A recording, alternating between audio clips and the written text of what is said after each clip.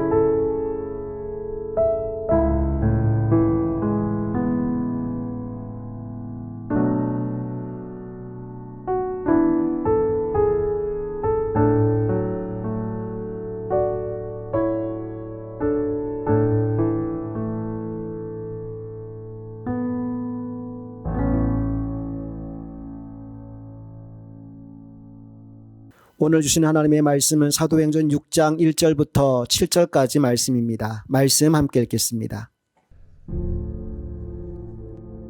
그때 제자가 더 많아졌는데 헬라파 유대인들이 자기의 과부들이 매일의 구제에 빠짐으로 히브리파 사람을 원망하니 12 사도가 모든 제자를 불러 이르되 우리가 하나님의 말씀을 제쳐놓고 접대를 일삼는 것이 마땅하지 아니하니 형제들아 너희 가운데서 성령과 지혜가 충만하여 칭찬받는 사람 7을 택하라. 우리가 이 일을 그들에게 맡기고 우리는 오로지 기도하는 일과 말씀 사역에 힘쓰리라.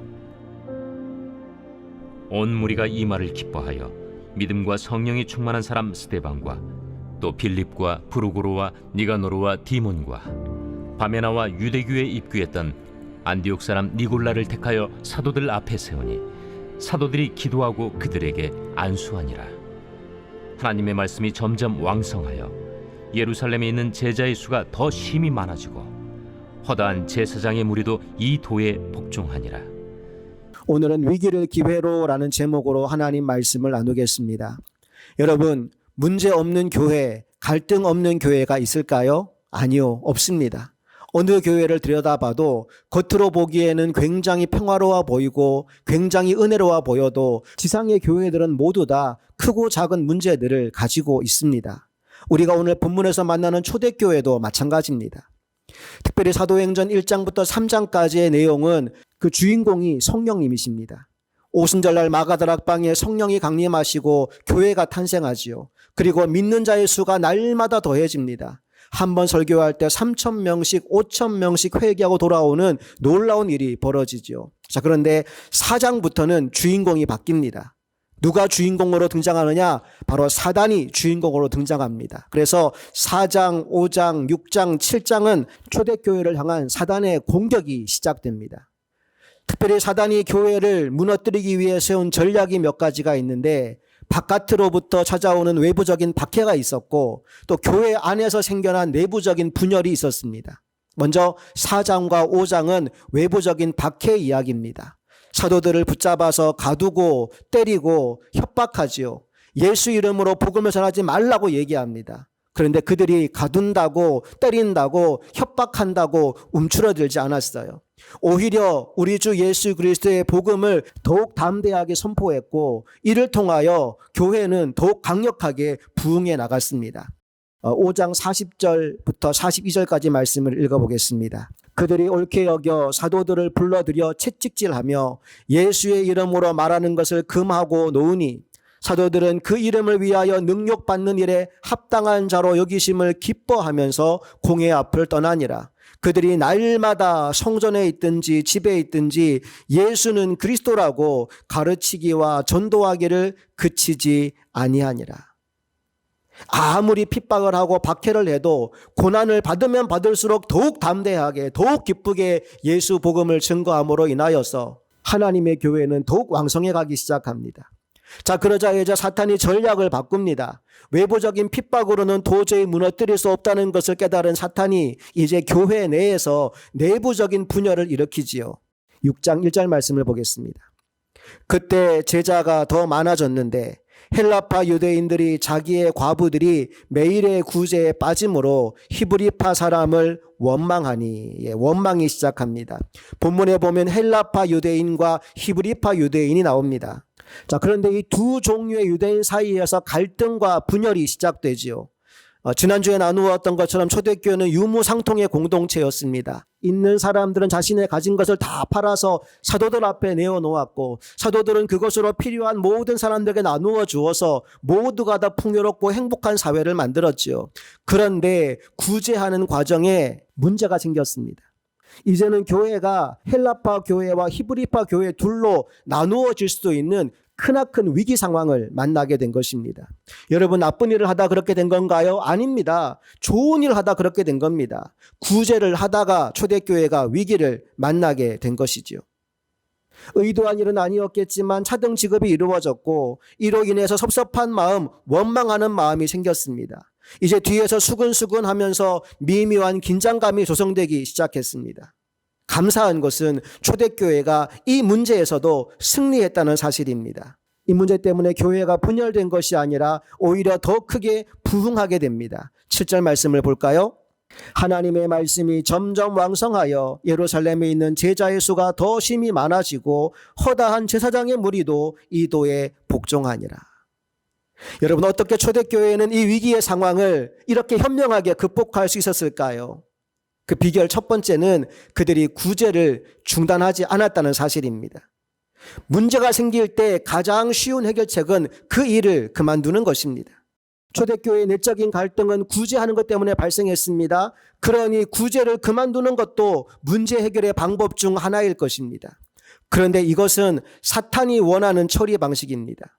교회의 힘을 빼서 더 이상 사역을 못하게 방해하려고 하는 것이기 때문입니다. 아마도 초대교회 모든 성도들은 이 사단의 전략을 눈치챈 것 같아요. 그래서 구제하는 일을 중단하지 않습니다. 그리고 또 두 번째, 누구의 책임인지를 따져 묻지도 않습니다. 여러분, 책임 전가는 사탄의 주특기입니다. 에덴 동산에서 사탄이 등장한 이후에 어떤 일이 벌어졌는지 여러분 잘 아시죠? 아담과 하와가 선악과를 따먹고 나중에 하나님을 피하여 숨습니다. 그리고 하나님이 와서 이것이 어찌된 일이냐 물었더니 아담은 하와에게 책임 전가를 하고 하와는 뱀에게 책임 전가를 합니다. 내가 책임지려고 하는 것이 아니라 자꾸만 떠넘기려고 하는 것이지요. 바로 죄가 들어오고 사단이 역사하는 곳에는 이렇게 책임 전가하는 일이 벌어지는 겁니다. 그런데 성령이 역사하는 현장에는 내 탓이요, 자신의 잘못을 인정하는 일이 벌어집니다. 오늘 본문을 보세요. 사도들은 이 모든 일들이 자신들의 잘못인 것처럼 책임감을 통감하고 있습니다. 2절 말씀을 함께 읽어보겠습니다. 12사도가 모든 제자를 불러 이르되 우리가 하나님의 말씀을 제쳐놓고 접대를 일삼은 것이 마땅하지 아니하니. 여러분, 여기에 사도들이 우리가 하나님의 말씀을 제쳐놓았다라고 했는데 실제로 하나님의 말씀을 등한시하고 살았을까요? 아닙니다. 그들은 누구보다 하나님의 말씀을 사모했고 하나님의 말씀을 가까이 했으며 하나님의 말씀을 담대히 전하며 살았습니다. 그런데 지금 문제가 생기자마자 스스로 이렇게 고백합니다. 아, 우리가 하나님 말씀보다 다른 것을 앞세웠구나. 하나님의 말씀이 가장 우위에 있지 않았구나. 그 문제를 거론하면서 이 모든 일의 책임이 우리에게 있다라고 책임지려는 자세를 보여주는 것을 보게 됩니다. 세 번째로 그냥 단순히 책임지는 걸로 끝내는 것이 아니라 이제 이 문제를 해결하기 위해서 사역의 우선순위를 정하는 모습을 보게 됩니다.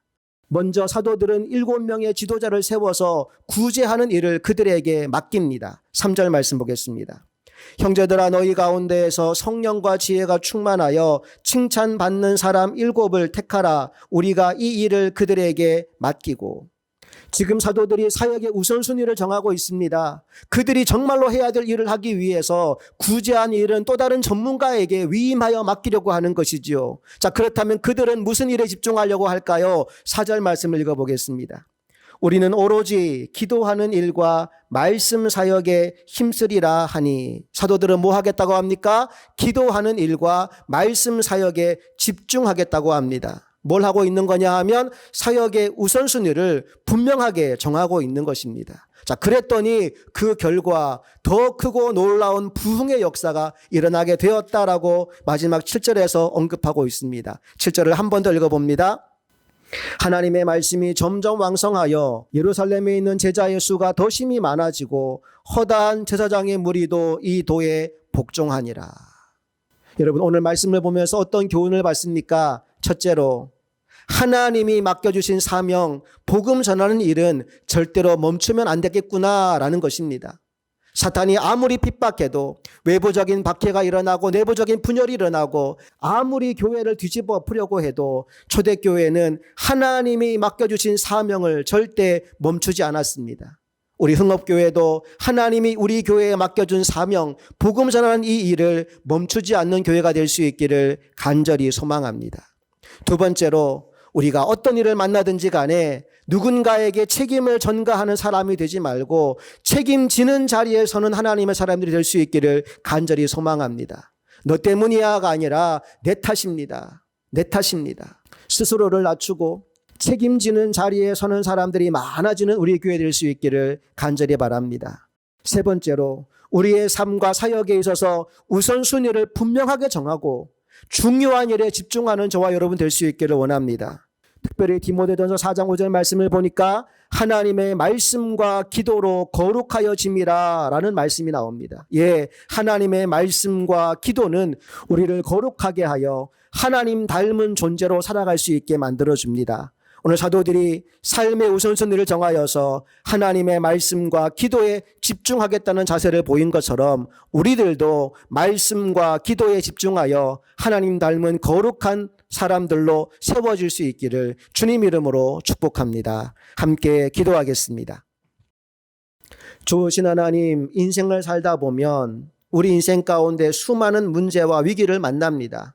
이 땅 가운데 세워진 하나님의 교회에도 여러 가지 문제들이 발생합니다. 주님, 우리가 어떤 문제를 만나든지 간에 누군가에게 책임을 전가하고 누군가의 탓을 하는 것이 아니라 그 모든 책임이 나에게 있다라고 통감하며 책임지는 자리에 함께 서게 하여 주시옵소서. 또한 우리 삶의 우선순위를 분명히 정하여서 우리에게 맡기신 주님의 일에 집중하는 하나님의 사람들이 되기를 원합니다. 특별히 사도들이 하나님의 말씀과 기도에 집중하였던 것처럼 우리들도 말씀과 기도에 집중하여 하나님 닮은 거룩한 사람들로 온전히 세워지게 하여 주시옵소서. 우리 주 예수 그리스도의 이름으로 간절히 기도합니다. 아멘. 찬송가 336장 환난과 핍박 중에도 함께 찬양하시겠습니다.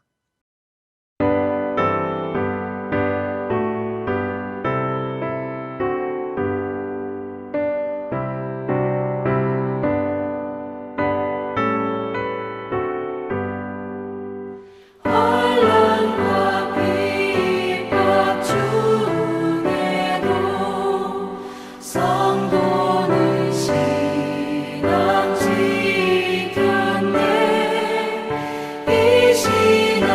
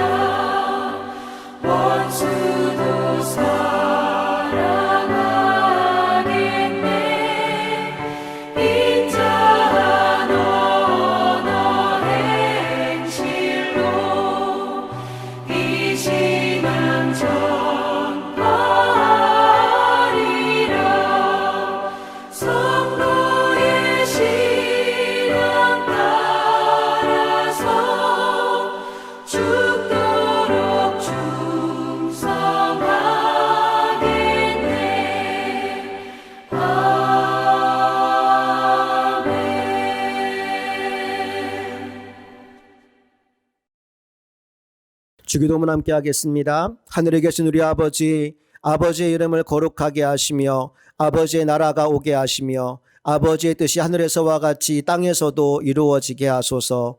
오늘 우리에게 일용할 양식을 주시고 우리가 우리에게 잘못한 사람을 용서하여 준 것 같이 우리 죄를 용서하여 주시고 우리를 시험에 빠지지 않게 하시고 악에서 구하소서. 나라와 권능과 영광이 영원히 아버지의 것입니다. 아멘. 이제 오늘 주신 말씀 마음에 새기고 개인적으로 기도하는 시간 가지시기 바랍니다. 여러분 모두를 주님 안에서 사랑하고 축복합니다.